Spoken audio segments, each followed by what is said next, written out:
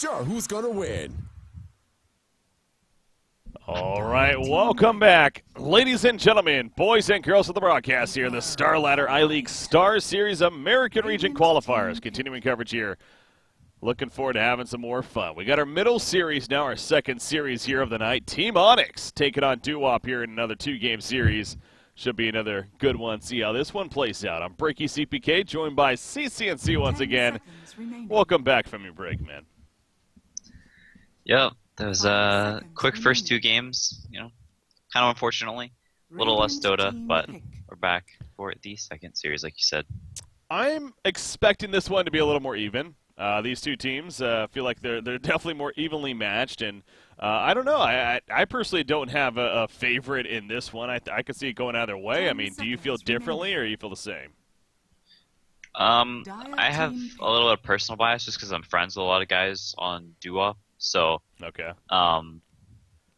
So that sort of comes into play, but I also think Doo-Wop's maybe a little bit stronger if you call, say, like the Freedoms, Infamous, those teams like tier 2. I would say Doo-Wop and Onyx tier like 1.7, 1.8, with NP and Cole being 1.5. I love these tiers, man. It's just they're just right in between. They're on a slightly different level from the Freedom and the Infamouses, those teams, but they're also not on the NP Cole tier. Yeah. That's fair. That's a fair way to put it. All right, so, yeah, again, should be an interesting one to see how this one plays out. And obviously, real quickly, too, as you guys will probably see yourself, but I know this has been popular. Abed still not playing for Team Onyx. I personally don't know what the situation is. They have Flea ringing for him still, or as a stand-in. He's been as a stand-in for them since they started here in this tournament. But, I mean, he's been doing very good himself. But, yeah, I know people excited to see Abed, but unfortunately, not yet. So, anyways, we got this draft well underway. We got Slaughter, Lifestealer for Doo-Wop, Coddle, and Earth Spirit for Team Onyx. So we got the Coddle action. Not a popular hero, but picked up here for Team Onyx. Yeah, it's a little unpopular to pick up both of your supports in the first phase, as it sort of limits some of your counter-picking potential. It leaves it very open how your lanes are going to be, so it gives Doo-Wop maybe some potential if they want to go for an aggro lane or something like that. They can, although Lifestealer not the greatest of aggro heroes. The first pick Coddle, a little uncommon, but it's a hero I think Onyx values above a lot of other teams. 10 seconds remaining. And just in general, like they picked the PA with it one other time, so it gives you the double dagger sort of strat. And I think Dubu typically likes to play more of this roaming, run around, fight people hero. That's sort of the style he likes. So having this, more farm intensive support, I think sort of balances that out a little bit, so you don't just have these two supports that are running around, not getting too much done, and they're both very far behind. So I think, it's a little bit of an Onyx sort of style. We'll see how it pays off. I think the other game was maybe versus Freedom, so a little bit weaker of a team, most would say. So now with these teams being pretty even, we'll see how their Coddle pick actually pays off. That's a good point. Yeah, I was actually double-checking. You mentioned that they like to pick it up themselves, and pulling up the Dota buff stats right here, because stats never lie. No, they picked it up 3 times in very limited matches. I mean, 3 times in, 6 games, I want to say? So basically half of their games. And they are actually, okay, they played 8 games. But still, the point stands, and they're 3-0 with those games that they've gotten Coddle, actually. So as you're getting at, definitely a comfortable hero for them, and that's the reason why they first picked it here, despite it necessarily not being the most popular first pick. So Omni Knight is another hero that they like to pick as well, actually. Kind of wondering if maybe he may make an appearance here, but we'll see. We'll see how the draft continues to play out. But yeah, the double support to start, and there's a Shadow Fiend ban coming out. So Doo-Wop third pick. They need their support still. Yeah, I like that. I like the Omni Knight ban a lot. It's with Onyx having both of their supports already, and no defensive supports versus the Slaughter Lifestealer. Banning out the Omni Knight takes away really the only super good defensive defensive offlaner. There's LC, which kind of has that aspect to them, but by the time you've pressed the attack someone who's been amped and hit twice by the Lifestealer, they're most probably already dead or on 100 HP. So Omni Knight's a hero that can kind of turn them around. You can GA, you can heal them back up to fold, sort of try and turn the fight around. With Onyx having two, not Coddle's sort of a weird support. Can be defensive, can be offensive, and Earth Spirit almost completely offensive. So you kind of have to worry about some of these squishier heroes. Both these heroes are also very susceptible to Slaughter Lifestealer bombs if they do get online early with a quick Slaughter Blink or something like that. Yeah, Slaughter Blink, the Armlet, a Lifestealer, and Yeah, these guys will just drop. You know, the corrosive phase goes up. Not even without that, it's just pretty intense damage. So, yeah, that's definitely a concern for Team Onyx. We'll see how they maybe look to deal with that as far as on the side of Doo-Wop, their third pick. They're thinking a lot about this. They're dipping quite a bit into their reserve time. Again, you'd figure still need a couple of their supports as well as a mid option on top of that. So mid feels like, for the most part, usually comes later on, though. They're going to go to Warlock here with their third pick. Warlock, again, not too popular of a hero as of late. I know Complexity maybe has ran him a couple of times here and there, but overall, not a popular hero, but Doo-Wop, they're going to run him here. Make sense to you? Yeah, I think it's a good pick. 10 seconds Sort of the way Onyx's draft is sort of panning out so far with these two very squishy supports that are very fragile versus fatal bonds. It's also gives you some nice counter initiation. So, once you've jumped in with your Slaughter Lifestealer, they jump in, they try and, save the guy, or they try and start the fight. You have this Warlock to throw the Golem in afterwards. So you have just sort of two layers of initiation. It also, they picked it before the Axe. Also very good versus the Axe because he has so much HP. Just the damage from the Fatal Bonds is very, very good versus him. The Axe obviously being a counter pick to the Lifestealer is, it's a stun that goes through the rage, forces him to hit himself with the Blade Mail. So it can be very good versus Lifestealer with a counter initiation, but the Warlock sort of doing wonders versus that, and maybe even expected a little bit from Onyx, thinking they're going to pick some hero like the Axe, or some sort of counter initiation, something Axe or like LC probably being the better of the two. So picking this Warlock in anticipation of that maybe, and also just a lot of damage with the Slaughter combined. Okay, yeah, Batrider, the fourth pick for Doo-Wop. Interesting there, because that actually means Slaughter is going to be more the 4 position, you'd figure, which I guess as of late he kind of has been playing a lot of 4 in the competitive scene. So Batrider as the off lane, you would guess, and then their final pick going to be that mid option for Doo-Wop here. So Batrider gets them a little bit more initiation. Another transport for Lifestealer on top of the Slaughter. I guess that's never a bad thing to have more vehicles for him here. Weaver. Okay. Mason Weaver here. A classic. It's one of the better carries versus Lifestealer. It's very hard for the Lifestealer to actually lock you down and do anything to you without someone with them. You can pressure him pretty hard in the lanes in mid game. So if Lifestealer's trying to push out some lane, Weaver can sort of meet him there and force him off of the lane. The Bug's very good versus the Lifestealer, as we talked about in previous series. A hero that kind of has some armor issues versus a lot of these physical damage heroes. So it's not the greatest Lifestealer game in the world for Doo-Wop, but they do have the Slaughter vehicle, so whenever you can get these jumps, it doesn't matter too much if it's a great Lifestealer game or not, because if you're jumping and blowing up one hero, the game's just a 4v5 every fight, and it becomes quite easy for the Lifestealer team. 10 seconds Final ban happened for Team Onyx now. Again, you figure that they still need their mid option, so 5 seconds see what they think could be a comfortable pickup for Doo-Wop, and let's take it away, and then they'll get their own final pick to follow, which is also going to be that mid. So, a lot of mind games coming down to the very end here as far as the mid versus mid matchup. You see Quap taken away by Doo-Wop. Other popular mid heroes, things like an OD is still on the board. Invoker still there, yeah. So, a couple of the more popular ones, at least. You play a lot of mid yourself. Is there kind of a unique mid that you'd like to see here? Magnus, maybe? I think Magnus would be the worst thing in the world for Doo-Wop. It maybe gives them too much of just this wombo combo team fight.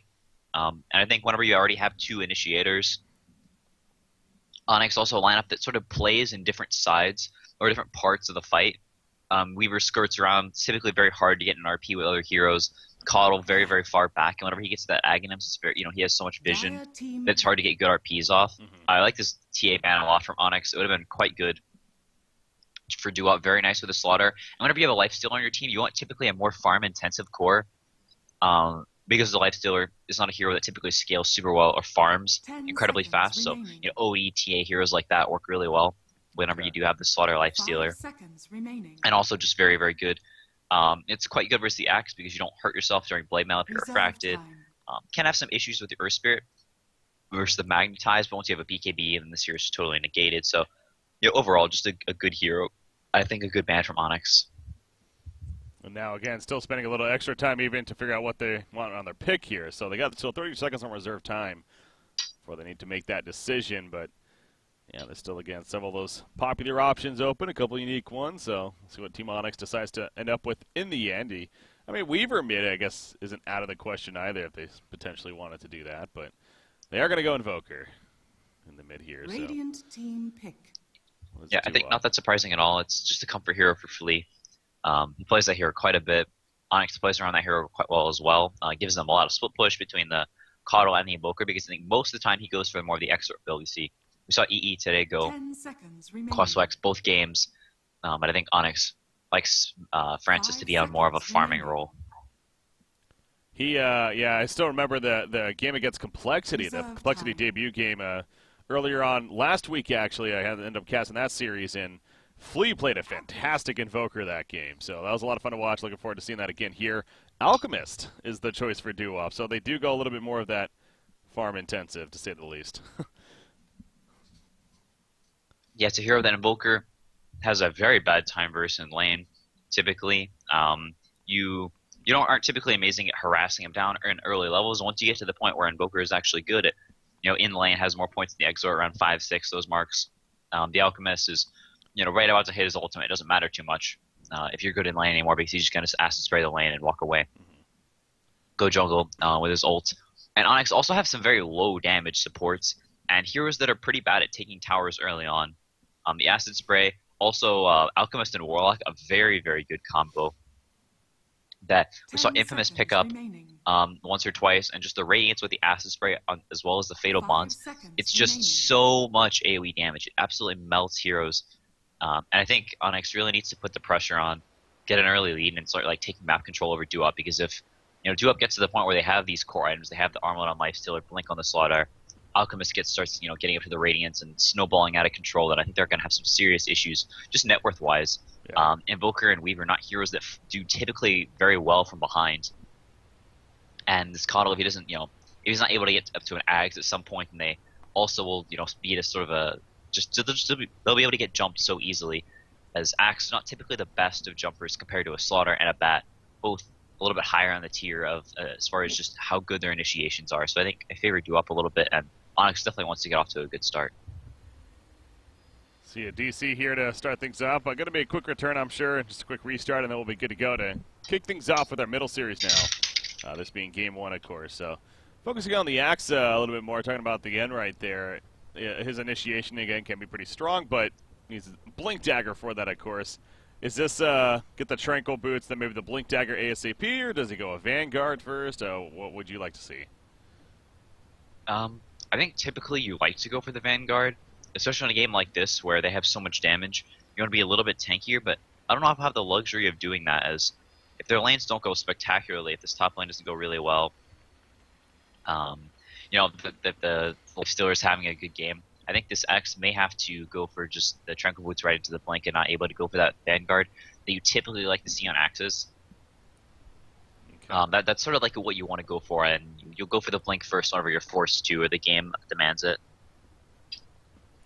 All right, we'll see what the game demands this time around for Axe right here. Is they're going to be good to go, drawing out some circles, talking about where they want to go, and apparently Duop is not ready just yet. But our later series again, guys, it's going to be the same Team Onyx right here. They're going to be matched up against NP for our final series of the night, so definitely still plenty of good Dota 2 action coming at you, and still a couple of more nights at least. Yeah, there's still technically 3 more nights of American action at least as well. Again, though, we're trying to find out the top team, and these are, as the days progress on, obviously the matches continue to be very important, but we're going to start getting a better idea of which teams are eligible for that top spot. And you're talking about going into this series. If Onyx is to drop a single game in this one or the next one, then that pretty much will knock them out. So they are playing for their tournament lives in a sense.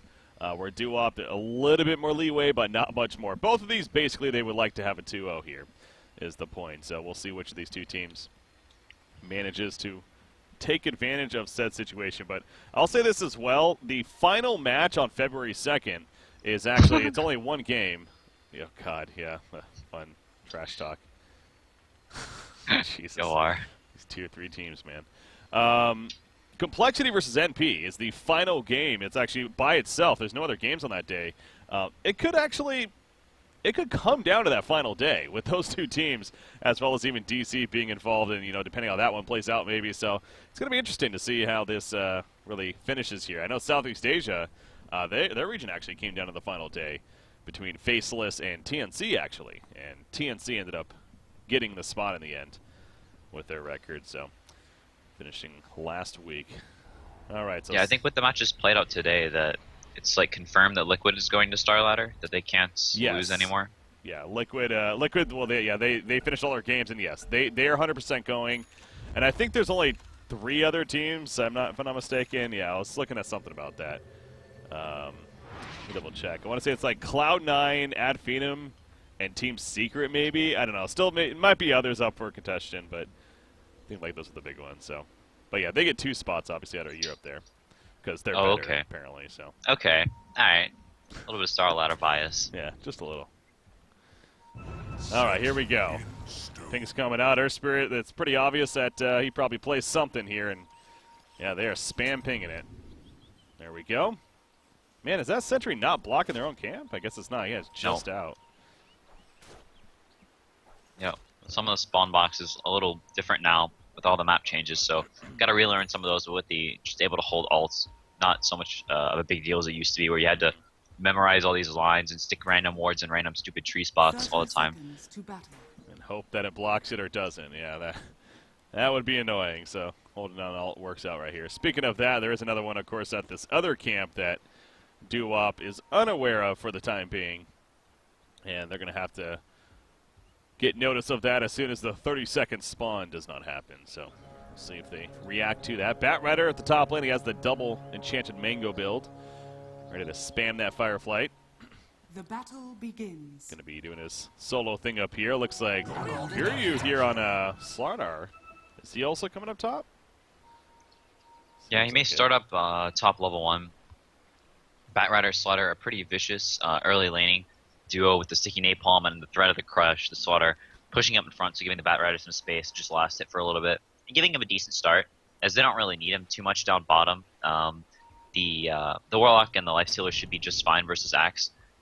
And also, I think they expected this Axe to go for the Iron Talon because they do have these heroes that, if the whole Tri-Lane is there, they can easily threaten a kill on this Axe. So maybe a little bit of prediction. So the Axe does go for that Iron Talon and not going to be able to, walk up into this lane and get as much XP as he would want to, knowing that Buryu started up in this top lane. So Dubu doing his best to try and sap some of this XP, but TP's back up to top. Doesn't want to lose this top lane as well as, the bot lane. Yeah.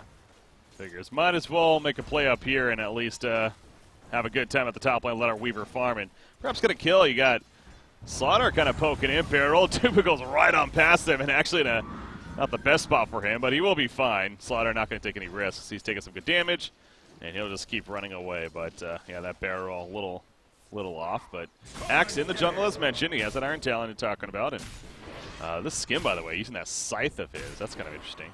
Let's see what that fun Axe skin right there. But, yeah, so the middle matchup you're talking about sounds like Alchemist. You expect Alchemist to come out on top here in that middle lane? Yeah, they'll both farm. Neither one of them really is able to pressure the other out of lane or should massively CS. It's just sort of a matter of Alchemist shoving in the lane, then Invoker lasting under the tower is the typical just routine of this lane, going back and forth. And Eski may actually go down here, though, as Claire rotates behind the tower. It's getting pretty low. 7 tanking tower shots. Needs to turn off the aggro, or he's going to... Oh my god, he actually gets away. No, he doesn't. Never mind. Yeah, the Shadow Word was still on him. I heard it going off, and yeah, so did he. So that was a hell of an attempt, a Sunstrike, but a good job by Alchemist as well, choosing not to chase, maybe even figuring that or trying to de-aggro the tower even, and ended up getting the kill in the end. So yeah, good assistance from Warlock right there. And of course, that's going to help Alchemist that much more, but already is maybe a slight advantage here for him. So, Dubu though, he's trying to get some response. Again, the barrel roll just going to miss though. 7, 4, yeah, 7, not even 5. so much a boost for Alchemist as it is just kind of annoying for the Invoker. Has to buy the TP, come back in. Misses a few creeps worth of XP, and lets the Alchemist get up to level 4 now, so getting that almost that whole wave for free, has his bottle now, as well as his boots coming in just a second, finishing them up, so. And a very good spot as Snaking actually goes down in his top lane. Yeah, Coddle, one of the the best tri-lane heroes in the game, with the stupid blast, just constantly spamming it. It's extremely hard to survive in a lane like this, with him just, constantly throwing those blasts out, and with the Weaver as well. Looks like he hit level 3 and got the bugs out and got the kill there. Yeah, it seems like, yeah, watching it right there, especially, again, we mentioned it, they're 3-0 with this hero. Demon, clearly a comfortable Coddle player, and showing off right there once again. Yeah, the Illuminate spam clearly causing an issue. The Mana Leak could have used on Batrider right here. Also another pretty solid ability to have against that hero, and you see it, look at that mana, it's just about gone actually with her Spirit coming in. The bug is up, Snake King does get over the cliff with a Fireflight, but he still has that bug on him. He will survive though, and they do have a Shrine to use, but the Sunstrike, oh, it's not gonna hit. Snake King using the Shrine in time, and even if it hit him, I think he actually would have been fine at that point, but good attempt by Invoker there in the middle lane. As bottom lane, open wounds on Axe. Is this a kill? No, just gonna push him out. And free farm. Even with Snake King not getting the most farm in this up in this top lane, had a nice first wave, but after that, the Weaver is basically just gotten free farm with the Coddle spamming these blasts, being really annoying. But still creating a lot of space here, forcing the Coddle to stay here, not able to pull as much as he maybe want to, forcing the Earth Spirit to be up in this top lane. So I think do-up, they're committing these heroes up here basically just to be sort of a nuisance to Onyx and force them to commit heroes up here and give this Alchemist space in mid, so the Alchemist has that assurance that I'm not getting ganked. I can stay here, farm, do my thing, because my aggressive dual lane is putting a lot of pressure. They're forcing all the supports to be here, so I know that they aren't able to pressure me or take my stacks or even try and kill me under my tower, things like that. So it's really nice space making for this Alchemist, even if this top lane doesn't get as much as maybe would be optimal. Yeah, speaking of that, Mason, 24-4 right here. So the CS looking solid there, second in the game. Behind that free farm and lifestealer is matching. You see Alchemist though making his way into the jungle and using those illusions to tank for him and going to do a little bit. Dubu though, he's curious, trying to get some information and going to eventually spot out. Maybe the Alchemist gets that ward down. See all this acid spray that's there and knows that he happens to be nearby, but of course Alchemist is going to be fine, so not really any danger right there of being in trouble. Bottom lane, the Lifestealer again. Talk about getting him online ASAP, and it certainly is coming. That armlet well in the works. Switch over to the net worth right here pretty early, but 2,500. Obviously, Alchemist is slightly above him even at 2,900, but overall, a very, very good start. Axe, he does have those Tranquil Boots queued up. Of course, makes sense. Oh, and actually, he might be in trouble, though. Dubu. Yeah, there goes the Crush. Doesn't have enough damage, though. He needs at least a couple more auto attacks. No bash just yet, of course, and I don't think he's getting this kill. Oh, he tried to stay close enough for the Crush, and he ends up missing it. Now he's in trouble. The Sunstrike connects, and that will secure the kill. Beautiful turn for Onyx, and great support coming out. Yeah, that Sunstrike definitely needed to hit. If it missed, he would have just sprinted away, walked back to base, and continued to try and make space, but they get the kill there. So a nice little pick-me-up, the Slaughter.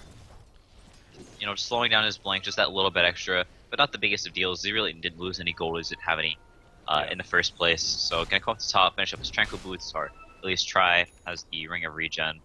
If he does choose to go for the Tranquil Boots, or just goes straight for the Brown Boots. But guard on bottom, pressuring this tower.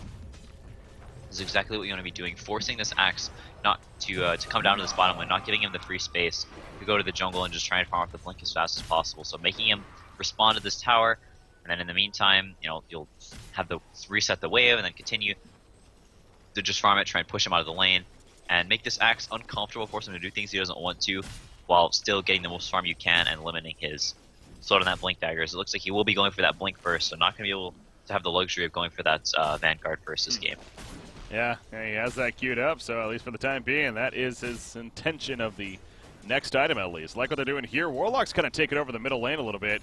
Now he's a level 3 Warlock against a basically almost level 7 Invoker, so got to be a little bit careful as far as keeping your distance, and he's aware of that, as he certainly is. But, might as well lead some experience while Alchemist in the jungle. Speaking of that, Axe and Earth Spirit coming on over. Now he currently has the ultimate active. I mean, the barrel we're going to miss right there. Even if that connects, though, I don't think they're getting that kill, especially with support coming over. So not going to happen. And instead, they'll walk back and they'll go towards the middle lane. Maybe try to play on a Warlock. That could have been the better decision from the beginning, frankly. They still might get it in the end. Sunstrike is going to hit. It looks like, I don't know if that hit actually. I think it missed. Yeah. Well, the Culling Blade secures it anyways. Open wounds, meanwhile, on to Flea. The chase from Yar here. As he's going to take a silence, though, in the flank, though. Flame Break going to push off Axe. And Lifestealer, he's still moving forward. He's still not afraid. He has to rage up. Going to wear off right there. Flea, though, needs to keep his distance now. As a Meteor ready to go. Boulder Smash connects. There's that Meteor, but he jumps inside the creep. Meanwhile, Lasso catches Axe. Comes out of the creep doing that damage. Boba, though, He's keeping his distance, and he will actually survive. Another open wound's not ready, not enough mana. They do lose Batrider as Mason comes in on that Weaver and secures the kill on him with the Geminate attack there. So, well, the finish actually not too bad for Onyx, and they're up 4-1 now. Yeah, nice rotation there. They clean up the kill on the Batrider. They were just trying to put as much pressure as they can, maybe find a couple of kills here and there, as this is sort of the period where Onyx is quite strong. This Weaver working towards his, I think he was still dead if he popped his Fairy Fire for a TP. Yeah. But yeah, this is the period where they're sort of weak. They don't have those key items online yet. Batrider only Tranquil Boots and a Windlace right now, so not up to that drums or blink that you want to see on the bat before he's doing really well in these fights. The Axe extremely tanky and hard for Do-Up to deal with as of now, so the Warlock going to be working towards that level 6. Alchemist has the Armlet and 800 gold now, so working towards the Radiance. Do-Up just want to chill. They don't want to fight too much. Create as much space as possible, hold these towers, and farm till their big items. Or Onyx, this is one of their strongest timings, so they really want to be using this as much as possible, getting kills like the one just there on the Batrider, and trying to push their advantage as much as possible. Axe is attempting to find said kill once again. Now he's by himself, no blink or anything like that, and it's actually going to run into a little bit of trouble as he finds Warlock, but Battle Hunger up, and he'll just walk it off. Keeping his distance. Bottom lane, they're going to be diving. Meanwhile, Lifestealer, one more auto attack, and they secure. The Remnant comes out and silence through. So Lifestealer didn't catch the initial damage right there, but Invoker being a part of it, understandable that they were able to drop him. So Lifestealer, he's been having a great game, and that will slow him down, though, as he gets caught there. Bottom lane, Batrider's nearby, though. Lasso's ready. Who's the target? Maybe the Earth Spirit? No, he's not going to use anyone just yet. Just going to put the fire down with the Fire Flight. In the back when they catch Invoker as well. Does Slaughter and Warlock. Fleet is going for the TP, though. No bash. And no, he will not get out, actually. The damage is a little bit too much to handle. That must have been so close. Meanwhile, Dubu on the run. Corrosive Haze is up, though. He misses the uphill attack, but that actually lets Slaughter get it arguably better, as that means the Blink Dagger that much closer now. So, nice 2-for-0 right there. Big kill on Invoker. Oh, Illusion Rune going to be killed meanwhile. Well played there, too. Yeah, it's a huge tower defense. They really need to not give up these towers for free. Knowing that there's only 3 members of Onyx there, the Batrider, still quite strong at these stages, is able to just run over people like that, and they don't really have any kill potential on him. Chasing them off. Looks like Clairvoyance may go down here, gets chopped. I'll say he lived for a while, man. I mean, that Shadow Word actually healed him up quite a bit, but it finally killed him. Yeah, they do bring him down in the end, so a little bit closer to the Blink Dagger on the Axe. And with those 3 heroes going down bottom, that's really not what you want to see for Onyx's. Alchemist now 2.2k gold, slowly inching up towards that Radiance. And with that, with the Warlock 6, which they have now, looks like they're going to go make a move on bottom. So try and bring down this Axe, knowing that he's their big playmaker. He's the one they want to shut down. Yeah. I'm going to try and kill him as soon as possible. Actually going to meet him by this shrine and probably take him down here.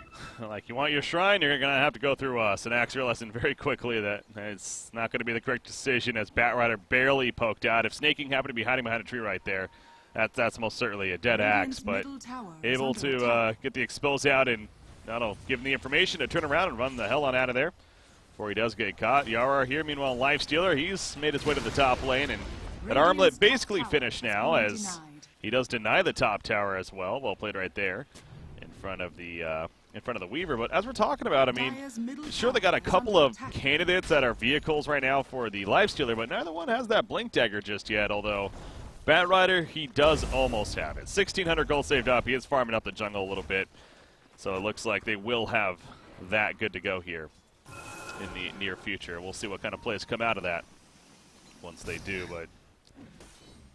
Oh, yep. No, he's fine. Gonna be going for that Blink first instead of the drums first, which we typically see. Gives them that Lifestealer bomb, and gives us that Blink Dagger, because the Slaughter isn't really having the greatest of games. This Blink's probably gonna come much later into the game. And also lets them start these fights off on a good foot, so jumping in with the Lifestealer, blowing up a hero, and like we talked about, having the Warlock Golem, the Radiance to follow up afterwards, having these tanky heroes just running in. So I think going the Blink Dagger first is definitely the right choice. You don't want to delay that too long. It does go the drums, and they take 1 or 2 sour fights, then it may be a long time before he gets up to that Blink, and then your Lifestealer isn't really able to take these fights. It is a hard time getting into them, and it's really just not what you want. Oh, 747. They find it with Half-Life doing the Ancients right here. Now he has the ultimate, the Chemical Rage activated in their nearest shrine, so Yeah, you could tell they figure it's not safe to fight there. They will kind of stop him a little bit, but they choose to port out, and that was the correct decision. They were going to definitely be collapsed on top lane. There's support coming in, but guess who's here? It's Batrider. He's nearby. Now, he doesn't have the Blink Dagger just yet, but Rage is going to be popped by Lifestealer, and he'll just TP away, as does Batrider. So both teams kind of being somewhat evasive right there and making their escape. 747, he is getting close to that Radiance. He has enough for the Sacred Relic and just a little bit more before that pattern is finished. Is this a pretty good timing with the Armlet first on top of that? Is it safe to say it's good timing for Alchemist here? Yeah, it's pretty good. It's not the best in the world. He has had a lot of his camps contested. Axe sort of messing around here. Taking a lot of his Ancients there as well. So just messing around with some of those creeps, as it looks like they have the blink on the Batrider, and they're going to set up. They know where they are, actually. Do up pinging quite a few heroes, realizing they're around this area, so staying very far back, making sure they don't get jumped. And the Batrider is going to come with this blink. They have the rock on the Warlock, and in the meantime, Alchemist, knowing they're there, is going to sprint down to the bottom, farm up these jungle camps, and try and get the Radiance. Because if they can't get that Radiance and fight with the Blink Dagger, then it'll be a very nice time for them, able to defend this mid tower. The Alchemist looks like he may actually even rotate over, knowing that, hey, they're here, and we think we can take this fight even just a little gold short of the Radiance, only 300 away. Yeah. Warlock Golem was ready to go right there. Yeah, they definitely wanted to pick that fight. They smoked up and everything, but do not get the chance. However, snaking with Lifestealer inside. They're still looking for that opportunity. Going to wrap around the middle lane. As we see, though, if they went to the left, they would have found target. So, unfortunately, they don't have the God vision that we do. And so, they do see Bulba, though, on the Axe. Now, there's a lot of team support nearby, so this could get interesting if they do go in. They're definitely going in. Axe going to be the target. They catch him off guard immediately, and the Warlock Golem even used. I don't know if that was necessary. More of like a precaution, if anything. They get the Axe kill in the background, though. Earth Spirit, he's flying in. Lifestealer's kind of left by himself over here. The team somehow retreats, and he goes down. That was a full retreat from Duop. A little curious about that decision. And the Golem will be destroyed on top of that. But yeah, they got the hell on out of there quickly, except for Lifestealer. Illusion. Yeah, maybe a little miscommunication. You are wanting to do a little bit more, but the rest of Duop backing out. They did use the rock there, so you can see Buryu drawing these lines in the bottom and top lanes, saying, let's get these side lanes out, and then maybe try and defend this mid tower afterwards once the Lifestealer spawns. We do have the Radiance now on 747, so Duop is considerably stronger in these fights, even without the rock. Just with the Fatal Bonds combined with the Radiance and Acid Spray, and just all of Duop's AoE damage. The Firefly as well. A nice spell to pair up with the Warlock. What's over here? Coddle's a little deep. Flesh, or Open Wizard, excuse me, going to be used right there and keeping him slowed and actually securing the kill onto him. So that positioning for Demon, maybe a little too aggressive. Flea, he got the Ghost Walk off. He'll survive. So makes his way out, lack of detection here in this area at least. But yeah, you're talking about the Radiance on Alchemist, so he's ready to fight, but Onyx picking up on that. They are going to make their way out. However, Roshan, this will be a nice transition into the Roshan pit here for Duop. And if you get this Aegis, which I assume they're going to be able to accomplish, who do you give it to, Alchemist or Lifestealer? Probably the Lifestealer. Well, looks like they're actually going to be giving it to the Alchemist, so realizing the Alchemist does a lot more in these fights currently, and the Lifestealer, if he goes down once, means the rest of his team is probably already dead. Lasso attempt in the background right there, but he got blinded light pushed back actually. Going to be canceled. Now he's left by himself. Meanwhile, Lifestealer pops out. Dubu is going to fall. On the Earth Spear, 747, Chemical Rage activated. He does have the Aegis as mentioned and puts another Acid Spray down on top of them. But the Coddle with the Illuminate going through, keeping them off, and that will be the only pick as Batrider did end up surviving. I'm a little surprised by that because he actually was really in a really unfortunate spot, but he managed to make his way out of there with that Firefly, and only death on Earth Spirit. So despite a big fight breaking out right there, not the most casualties, but still a victory for Duop, and they have the Aegis now. So they do give it to Alchemist, as we're talking about there. Yeah, and now Duop have hit that extremely strong point. The Alchemist has the bots up on top of the Radiance that we talked about earlier. Buryu almost has the Blink Dagger on the Slaughter, and now they just have this extremely strong team fight that Onyx really has a hard time fighting into. So now they're going to sort of go into split push mode, wait until this Aegis is out, maybe try and find pickoffs on whoever they can with the Sunstrike, combined with maybe Earth Spit rolling in with Kick Silence, or, you know, just getting as much pressure in these lanes, keeping them as far in as possible so Duop isn't able to go for these smoke plays and, you know, try and take these big team fights, which they really want to go for right now. Yeah. Ooh, Snake King, if he had a lasso there, they're going to jump Invoker, no doubt, but it was still coming off cooldown, so unable to make the jump happen, and Alchemist will just instead soak up some farm here in the middle lane. You do see That net worth, of course, understandably, by a lot tops in the game, nearly 13,000 net worth for him, as he has the bots now as well. He's going to be building into that Manta style as a follow-up. Pretty typical stuff going on here for Alchemist in the hands of 747. Meanwhile, smoke attempt maybe? Yep, the Lifestealer's inside Bat Rider. Not going to be smoking. Oh, there we go. They do smoke up. And now they're making their way out. No vision's going to be seeing them initially, so good chance right here, but it's a matter of will they be able to wrap around maybe the middle lane. Demon, he's sitting there with that Illuminate. He has obviously no clue that he's about to get jumped, very possibly. As they're running on the uphill of the Radiant Ancients. They do push middle tower on Invoker. That's the better target. Do they have enough burst damage up front? Yes, they do. They lock him down with the lasso, and the team support not there in time. So it worked out better that they couldn't catch the Coddle initially. They get the better target. 747 actually still down bottom, and everyone from Onyx is being down here. They have the Blink Call on Axe. Actually, the Blink will cool down for a little bit, but not able to TP out. You can see Duop all storming to this bottom lane. They really want to fight here. They don't want to let the Alp die. And he actually pops his ulti before his first death, so he's not going to have it on the respawn here. Oh, He yeah. can survive long enough. That was a misplay for sure. Now he doesn't have it to mention. There's a cooling blade, so in comes the slaughter with the 3-man stun, but it's not going to matter. Now Magnetize comes out of the background, and this is a retreat mode now. 4-2 up with the Warlock Golem, and the Warlock Golem's coming. There we go. It catches a couple in the background. Axe with the Berserker's Call. The Cooling Blade goes through. He gets another slam dunk. He has another one ready, but nobody low enough. However, Warlock going to be picked off by Mason back there. Boba, though, simply trying to live Flame Break push, though, and Lifestealer able to chase him down. He's in the front lines, though, Dubu. Now Mason going further. Flea is back, and he's pissed off. He wants some kills. A 3-for-1 so far. The Sunstrike, it does connect, and Snake King will fall. The double kill for Mason. Throughout it with that Desolator. Oh, the misplay somewhat from Duop, the decision-making. They kind of spread there. And look at this, actually. Lifestealer going back in. Is this even a good move? He's not even going to get the kill, actually. Gets away, takes over the creep, but it's killed immediately. And out come the cold snaps, and now Yara here on Lifestealer. That completes the cleanup.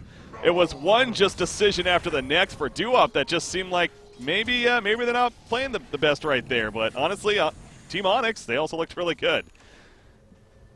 Yeah, I think they were just trying to kill the Coddle and then TP out while during the duration, but the Coddle having that blink, not the blink, the mech picked up, has way more armor than you are expected, so expect him to just die in 2-3 hits, which typically he would, but with that mech, survives considerably longer. And off of that, they pick up the Blade Mail on the Axe, Mason having the Deso, and now the Lincoln's recipe as well, so almost has that completed Lincoln's, which is going to make him extremely hard to bring down. As Boba, he gets away. Oh my god, that damage. The meatball on top of the Sunstrike. And Sauter went from full to nothing. They also get snaking up there, and the chase is on Warlock. As he's just simply run, but I don't know if that's going to work. And actually, yep, they do catch him. So a 3-for-0. Another double kill for Mason. You talked about the Lincolns and the work. It's that much closer now as a result of what just happened right there. Look at Dubu in the middle lane. He's been waiting patiently, waiting for his team to get here, but they're not going to get there in time to maybe set up a kill on a Lifestealer. But man, Team Onyx, they're just really online now, and this Weaver seems like he's starting to get out of hand here. Yeah, they still have the means to kill him if they do get a good jump on him, which is really, really hard. He's been in great positions all game, hasn't been in a spot to get jumped and brought down. And, we talked about Duop having this very strong 5-man timing with the Alchemist having a lot of items, just sort of, battling Onyx at every corner. But Alchemist as a hero is a very fast farmer, but falls off very hard late game whenever the other heroes get up to matching his massive net worth. So the hero very much relies on being ahead of you all game long. Whenever people start to catch up, this hero can fall off very quickly. So I think Duop realizing that, hey, we're strong right now and we need to push our advantage because we don't want to let them get to that stage where they can continue just split pushing us and being pests all the time. As you can see, Mason pushing this top lane, constantly farming out this side of the map, even taking Duop's bounty runes, killing their camps over here, and pressuring this tower. And after this wave, probably going to get back, maybe just baiting Duop over to this area. And yeah, they're just wasting their time. Smoke used as well, trying to kill this Weaver, but being extremely elusive. And this is troublesome for Duop because they really do want to fight right now, and they're definitely on a timer. As this game goes later and later, the Invoker and Weaver are going to most probably work wonders against Duop's lineup, so yeah, they really want to fight right now. Oh, middle lane, speaking of fighting, they catch Earth Spirit right here, so that'll be a quick kill. There's that bomb coming out with the life stealer and the bat rider. So find somebody by themselves, especially a squishier like the other spirit, and securing a fairly easier kill. And that will transition into Roshan. No, he's not up just yet, so just in the area. But realizing that they're going to have to wait a little bit longer. But yeah, I guess you can never be too comfortable when you're going up against an Alchemist that is getting very good farm, as he usually does. And really the case here at 747 is doing a great job of that. And that Octarine core, of course, going to be next. And once he gets that, that's just that much more difficult to kill, especially on top of the Chemical Rage when he has that active. So things to worry about. Almost level 20 on Mason, though. That means going to have that level 20 talent with either the 15 agility or 200 life. I would assume probably the 15 agility, especially the way this game's going. But let's see which. Yeah, he's not really in a position where he needs the HP. And on heroes like this, you don't typically want to be buying or taking these defensive talents. You can buy BKB items like that or the Lincolns. Those are the things you're taking for your defensive capabilities. The talents bolstering your damage is typically what you want. Slaughter, he thought he could TP, saw Mason open on him. He's like, all right, I'll just TP, I'll be fine. All of a sudden a tornado flies through and cancels it immediately. And so he just dropped shortly after. So great catch there. No buyback for 30 seconds. Alchemist is doing a bit of split push at the top lane at least. And gonna get that secondary tower, but Onyx, they're doing the push themselves in the middle lane, and they also will get a secondary tower. That's another 2,700 gold. 7 getting called up top. Oh yeah, setting him up here. Yep, there we go. Gonna flee, looking to make a play now. He jumps in. The meteor comes down. Unstable concoction going off though. Will stun Invoker, but kind of delaying it feels like right now. The inevitable almost. Alchemist continue to run. He does have support coming in. Can they get here in time? Boulder Smash 2 in the background. The lasso does catch Flea. Out comes a Warlock Golem, and they're going for the turn. Burn, baby, burn. No. There's that combo that you're talking about. And the 2 fall on the side of Onyx, but Mason will be able to snipe out the Alchemist right there. He uses time lapse, gets back to a good amount of life. About half life right now. Warlock, can he actually escape? Barely into life. The magnetizes up, though. He is going to go down, but they do get another turn kill on a Coddle, looks like. And now Dubu is on the run on that Earth Spirit. The crush comes out. The corrosive phases up, and that will be a dead Earth Spirit as well. So now it's Onyx's turn to overcommit a little bit, as they did right there. Good response that time around from Doo-Wop. Yeah, it was pretty far out. He got called by the Axe, and the rest of his team just a little too far behind, so maybe overestimating their kill potential a little bit. Alchemist slips away for quite some time, eventually going down just the last second. The urn actually making the difference. He could have armlet toggle, but if he did, he was going to die to the urn, so he was stuck between a rock and a hard place. Couldn't armlet toggle because the urn would kill him as the tick was coming up, and couldn't wait until the auto attack hit and do it afterward because he was going to die to the urn right after the auto attack. So there was really no way he lived right there, which is absolutely, it was very, very fortunate timing as far as when the attacks were coming in for Onyx. If the Alchemist had lived there as well, would have been able to push out these lanes extremely quickly, and then maybe would have gotten more towers off of this, or even Roshan. So I think Onyx very thankful that the Alchemist did go down there, as he does have the Octarine up in just a bit, and then going to start working on whether it be the Shivas or the Ace teams, probably the Shivas this game. And Onyx, knowing that, hey, the rock's on cooldown, we really want to take a fight around now. Yoar may get caught here. They're going to try to catch him. There they go. The Berserker's call, the Sunstrike, everything being used. Get him to half-life, but not enough just yet in the background.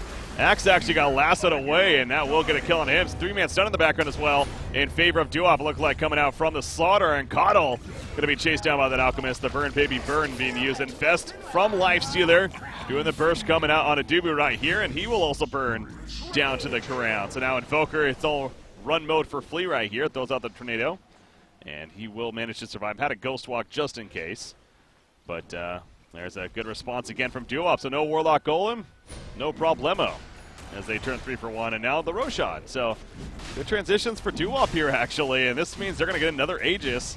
We'll see if they give it to Alchemist again, or perhaps Lifestealer this time. Yeah, it looks like they're going to give it to the Alchemist again. They kind of want to take one more big fight at Triangle High Ground.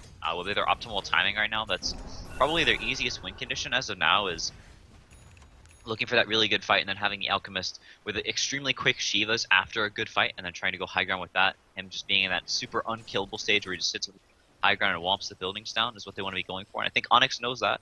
They're going to be trying to split pushing, avoid these fights, and get as much as they can with Snaking picking up the Ghost Scepter now. So solo kill we saw earlier in the game, not going to be happening again. And he is very hard to kill now with the Blink, the Force, and the Ghost Scepter.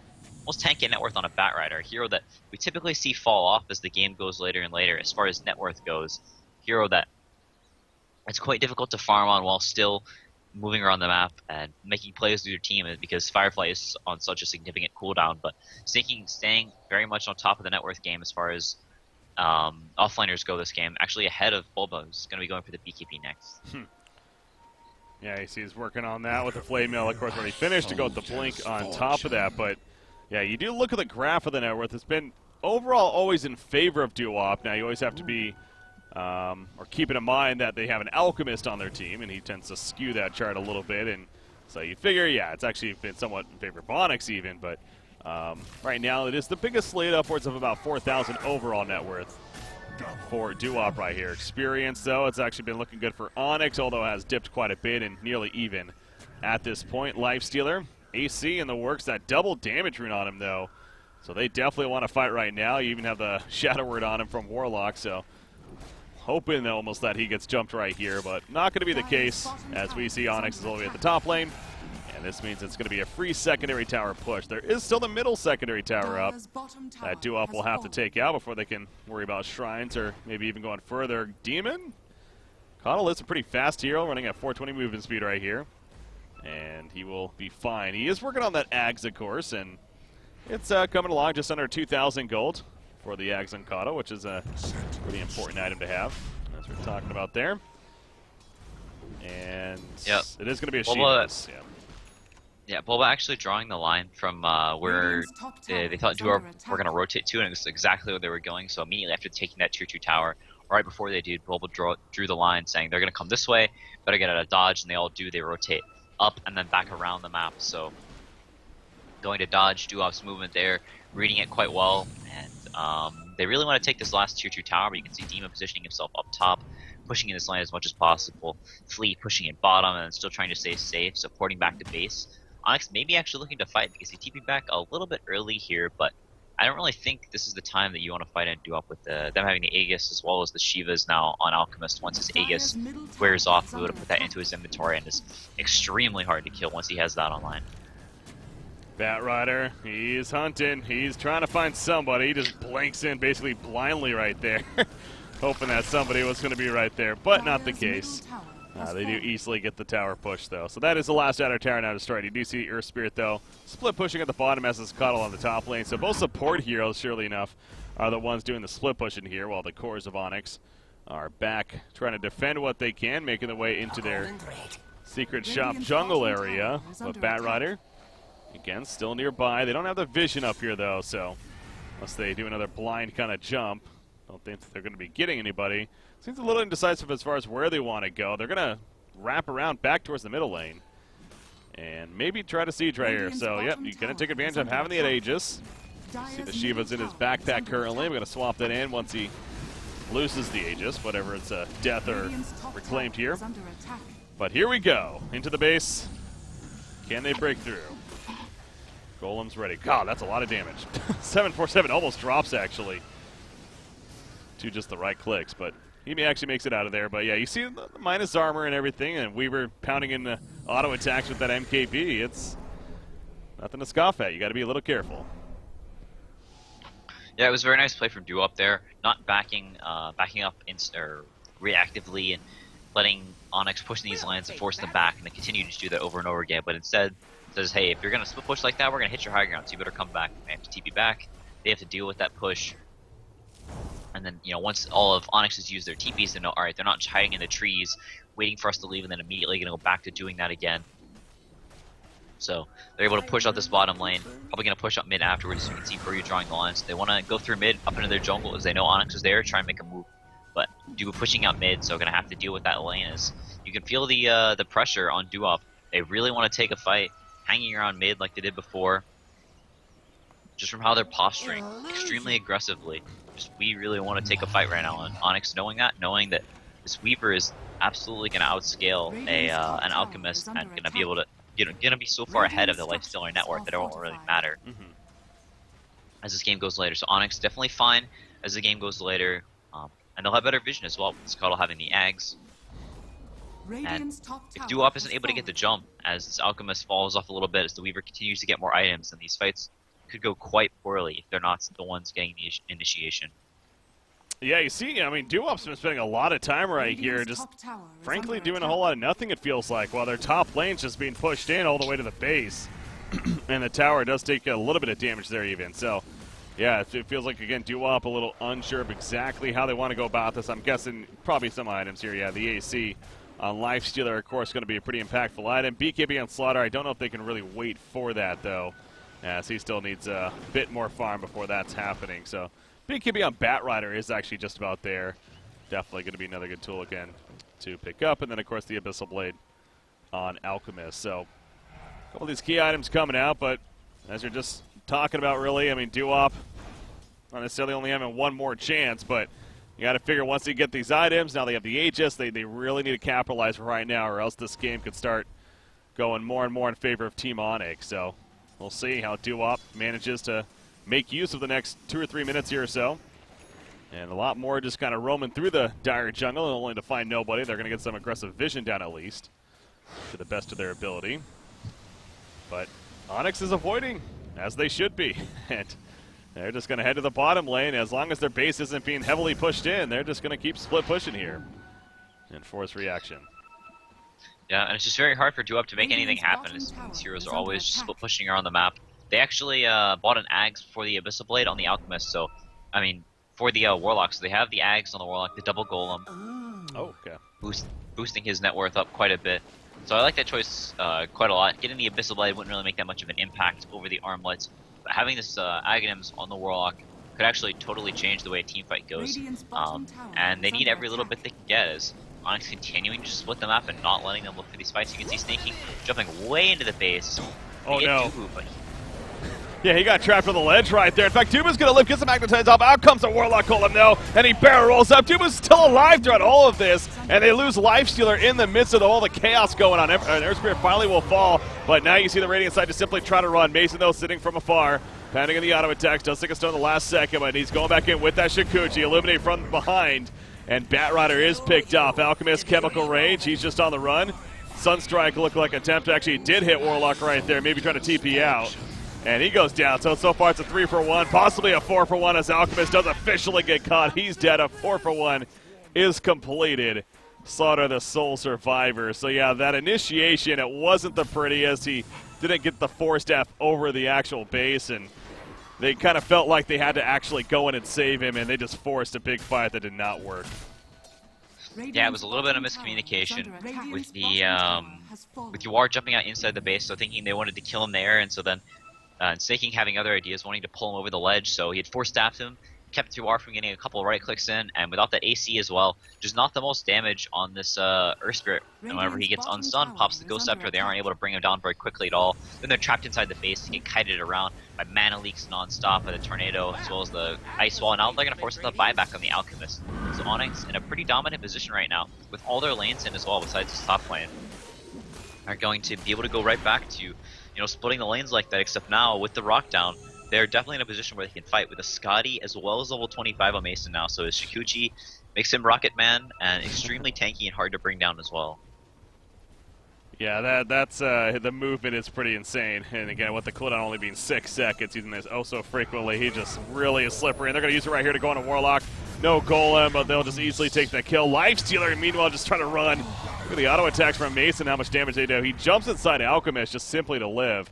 But when you're doing that, you know you're in a pretty dire spot, as, well, the Radiant happens to be in this case. So, top lane, Batrider, he's kind of cutting the creep wave here with the Fireflight at least, and trying to delay. Oh, but the Tornado hits, the EMP comes out, and Batrider now maybe somewhat regretting this decision. Can he actually escape? He's trying to fly away. Deafening Blast connects. The meatball comes out, and that's a dead Batrider. Yep, that's him dead. I mean, he does have a buyback, but more kills. And this third Roshan going to be responding any second. There we go. And Onyx is here ready to go for it. Yeah, and with Weaver having the Aegis, there's almost no way he goes down. This Lifestealer is going to have an even worse time in these fights now. Over 10k now with this Roshan going down is going to be about 10k behind the Weaver net worth wise. And with that Scotty up, the cheese going on to one of Onyx's heroes as well. Looks like it's going to be on Bulba. It's just extremely hard for Doo-Wop to do anything. It's just going to get massively kited around by the slows, by the ice wall. As soon as his rage is down, he's going to get immediately mana leaked.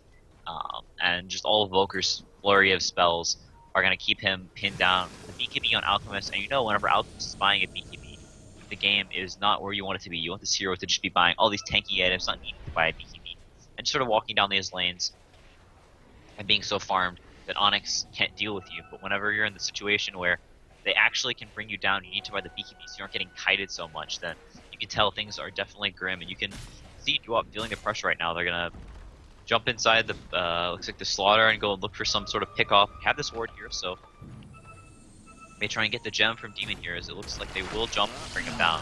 Yeah, that's a good kill. I mean, it's a start for sure. That's, as you mentioned, he had the gem, and so that drops, and they'll pick it up for themselves. So that's a good start here for Duop, and going to try to transition off of that into the base, perhaps. Makadal, he must have some talent. Yeah, the minus 25-second respawn time. I was going to say, he's already done it 10 seconds before he's up here, despite just dying. So no buyback, but doesn't really matter, as he'll be back up thanks to Ice Frog there. As bottom lane, going to be pushed out. The Abyssal Blade we were talking about earlier, you know, he chose to go the Axe on a Warlock, or give it to Warlock, and at least now he's going to have the Abyssal Blader soon, it seems like, but they need something now. That's the problem. They need to be going, but it's at the same time you're fighting into an Aegis Weaver, so it's also you don't want to be doing that. Yeah, and it's not even that he doesn't have the Abyssal Blade or that he's short an item. It's just how their lineup works. Once the Weaver and the Invoker get really farmed, they're able to split push out these lanes, and Duop isn't able to take these massive team fights anymore. Then the game just gets very, very hard for them. Alchemist is a hero that falls off very hard late game versus more traditional cores like the Weaver. And you see Lifestealer only about 15,000 net worth, and kind of comparing to everyone else, you know, there's over 10,000 net worth behind the Weaver on the other side. So really has not had the best game in terms of his own farm, unfortunately. Level 21 here, but yeah, so still even a little bit ways from that level 25 talent, which I don't know necessarily a huge jump. I mean, another second on the Rager, 15 armor. Seem like pretty solid abilities, but not going to be having that for a little bit as a result of how the game's just going right now. So Flea almost level 25 himself, and you know, we saw a game the other day where it had a lot to do with counter push or split push even. He went the minus 15-second tornado cooldown ability. Could you see that here, or is the AoE Deafening Blast just too good? I think you most probably go with the Deafening Blast this game. Playing aggressive, so it makes sense there. Mason, Radiant's bottom here we tower go. has fallen. He's going to be in the front lines. Again, has that Aegis, so he's not really too worried at all, as well as just, frankly, being pretty hard to kill in general. 2,500 life, you got the evasion. Yeah, it's not an easy target to drop right here. The Lincoln's on top of that, so going to just slowly pound away at the base here. Not the most spectator-friendly necessarily, but it's what Onyx needs to and should be doing here to get the victory. Now the lasso, that's a double. 4-staff away, but look at, they can't even kill him. Weaver's going to time-lapse. All the evasions coming out. He time-lapse back to full. They're going to stun him in the background. Alchemist will. Holy cow. Trying to get the damage out, but again, it's still not enough. He's just too damn tanky. The evasions are real, and still nobody dying in the background. You had Invoker jumping in, but Radiant's bottom it's a barracks falling are back. under But yeah, attack. this bug, man, he just cannot squash this bug here. The Alchemist missed like 9 times in a row. What just happened? Yeah. The evasions, okay, so maybe a little bit of luck too with the butterfly, but still. That's just how difficult it is. Again, even if they manage to kill him, he has the Aegis, so worst case, time-lapse back up in 5 seconds. Again, Flea in the background, catches Warlock, he's burned, he does have his Warlock golem, can he get it off in time? He's being locked down. There's the one Cooling Blade on the Alchemist, by the way. He does not have a buyback, and that could all but do it. Out come the double Warlock golems at least, trying to make a presence felt in this fight, but Warlock does fall, and there go the golems. They just melt away. Batrider simply trying to delay the inevitable. GG, well played. It is official. I mean, it was just a matter of time, really. But Onyx does actually break through and take game 1 here. Dire's victory. Yeah, and you know, the game, it wasn't in the greatest of situations for Duop sort of all game long, but almost everything just sort of fell apart at that bottom. Whenever 747 got caught hitting the bottom tower, the rest of the team tried to save him, then Yuara went down as well. It just skyrocketed the Weaver ahead, and the Alchemist wasn't in that situation where he was able to just be invincible, walk down these lanes. They were able to continue split pushing. The Coddle got up to that Aghanims, and then Duop could just never find the fight they were looking for. They were never allowed to get that jump, drop the rock on top, and take the fight from there. I'll say this: Mason is a player that does not die often in general. I remember yesterday in the series against, who were they playing? They played DC yesterday. They lost that series 2-0, but between the two games, he actually only had one death. I think he went 0-0-0 in a game even. Pretty impressive style in there. No, but 10-0-12 in this game. So yeah, he's proven to be difficult to kill. Whatever he happens to be playing here in another case on the Weaver. As you saw at the end, that was fun to watch, at least from our perspective. Not so fun for Duop with all those misses popping up, but that's just what you're dealing with all that farm. So, Team Onyx takes the first game, and again, Duop really, hey, even a split still somewhat keeps them alive, so they'll be satisfied with that. But Onyx need this 2-0 if they want to have any hope of moving on, and also because, you know what, I'm sure they want to win. So there's always that on the line. Anyways, guys, stay tuned. We got the second game coming up here for our middle series. I'm Breaky CPK, joined by CCNC. We'll be right back for the Star Ladder I-League Star Series American Qualifying action. Game 2 coming up next.